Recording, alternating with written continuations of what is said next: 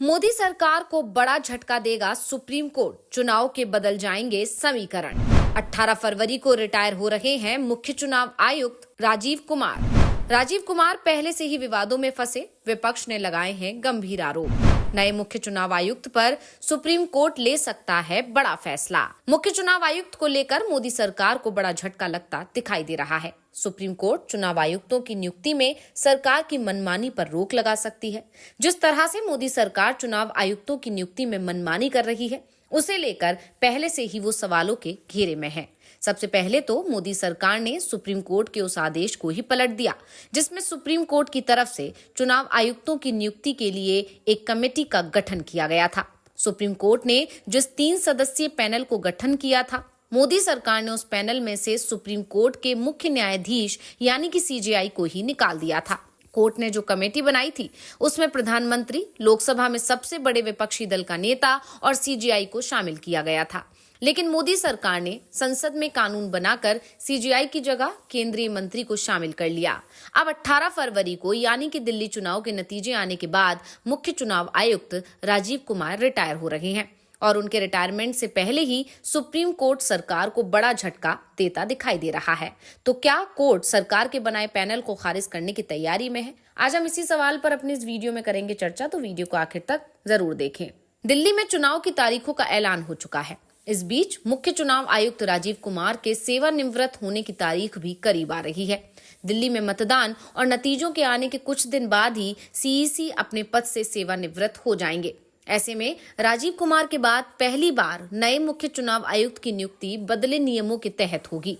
पहले मुख्य चुनाव आयुक्त के पैनल में भारत के मुख्य न्यायाधीश भी होते थे, लेकिन जिस पैनल में सीजेआई को शामिल किया गया था, उस पैनल ने एक भी चुनाव आयुक्त की नियुक्ति नहीं की थी, क्योंकि सुप्रीम कोर्ट के पैनल बनाने से पहले सरकार चुनाव आयुक्तों की नियुक्ति में मनमानी करती थी और जब सुप्रीम कोर्ट ने पैनल बनाया तो सरकार ने इससे बदल दिया और जब तक पैनल में सीजेआई शामिल रहे, किसी भी चुनाव आयुक्त की नियुक्ति ही नहीं की गई। ऐसे में सुप्रीम कोर्ट की नजर अब इसी पर नए कानून पर होगी।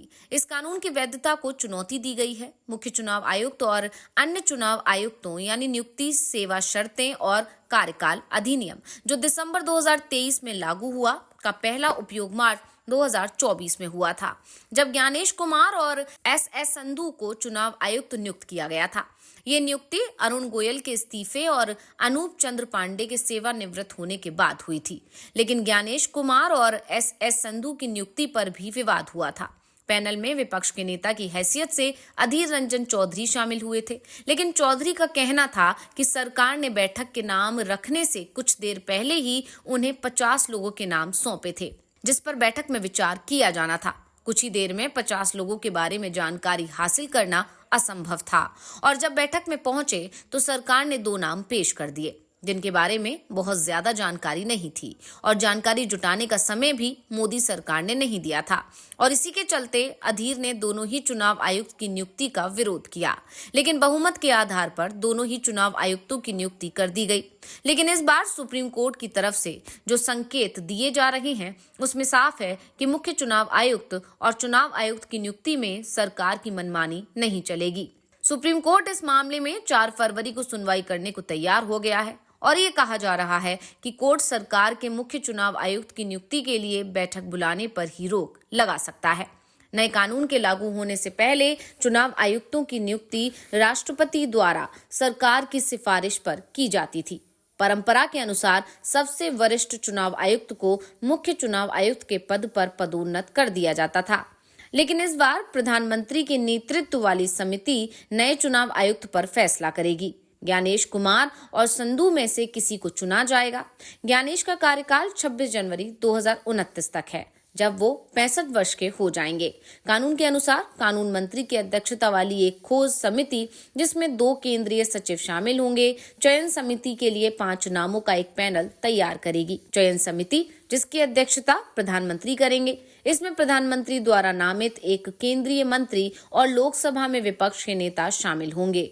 राष्ट्रपति को मुख्य चुनाव आयुक्त या चुनाव आयुक्त के रूप में नियुक्ति के लिए एक नाम की सिफारिश करेगी। कानून की धारा 6 के अनुसार चयन समिति के पास उन लोगों पर भी विचार करने का अधिकार है जिन्हें कानून मंत्री के नेतृत्व वाली खोज समिति द्वारा शॉर्टलिस्ट नहीं किया गया है।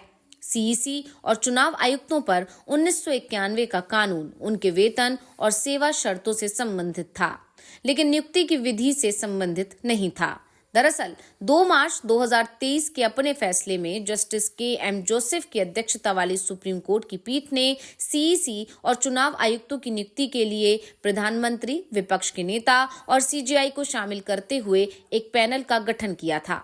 इसमें कहा था कि जब तक नियुक्तियों पर कानून नहीं बन जाता तब तक पैनल द्वारा तय कॉलेजियम मान्य रहेगा। बाद में जब सरकार मुख्य चुनाव आयुक्त और अन्य चुनाव आयुक्त नियुक्ति, सेवा की शर्तें और कार्यकाल विधेयक लेकर आई तो उसने सीजेआई की जगह एक केंद्रीय मंत्री को शामिल कर दिया, जिसका नाम चयन पैनल में प्रधानमंत्री द्वारा रखा जाएगा। चयन समिति की संरचना में बदलाव को चुनौती दी गई है।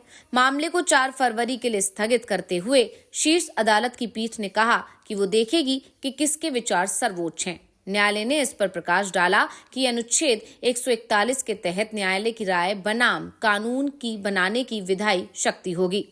वैसे अब कहा जा रहा है कि सुप्रीम कोर्ट के जो तेवर दिखाई दे रहे हैं उसके बाद ये तय माना जा रहा है कि नए चुनाव आयुक्त की नियुक्ति में सरकार को फ्री हैंड नहीं मिला पाएगा।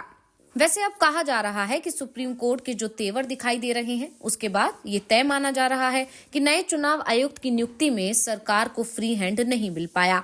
दरअसल पिछले कुछ दिनों से चुनाव आयोग पर जिस तरह के सवाल उठे हैं और अब तो हर चुनाव ही शक की नजरों से देखा जाने लगा है, पूरी की पूरी चुनाव प्रक्रिया ही सवालों के घेरे में आती दिखाई दे रही है। उसके बाद चुनाव आयोग को निष्पक्ष रखना सबसे बड़ी चुनौती बन गया है। जिस तरह से चुनाव आयोग पर विपक्ष की तरफ से आरोप लगाए जा रहे हैं, कहा जा रहा है कि उसकी कोशिश सिर्फ बीजेपी को फायदा पहुंचाने की होती है। जिस तरह से मुख्य चुनाव आयुक्त जब दिल्ली विधानसभा चुनाव का ऐलान कर रहे थे और उस दौरान वाले लगातार महाराष्ट्र और हरियाणा चुनाव को लेकर सफाई देते रहे हैं, उसके बाद ये सवाल तो उठने ही लगे हैं कि आखिर चुनाव आयोग की निष्पक्षता पर सवाल क्यों उठ रहे हैं। 1 साल पहले एक सर्वे रिपोर्ट सामने आई थी जिसमें कहा गया था कि चुनाव आयुक्त की विश्वसनीयता पर देश की जनता का भरोसा हिल रहा है।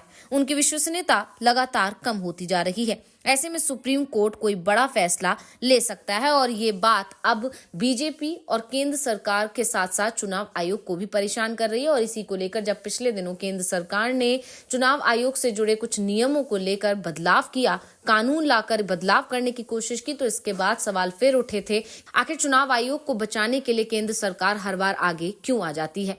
तो ये रिपोर्ट आपको कैसी लगी हमें कमेंट करके अपनी राय जरूर दीजिएगा। इसी के साथ वीडियो को लाइक करें, वीडियो को शेयर करें और चैनल को सब्सक्राइब करना ना भूलें।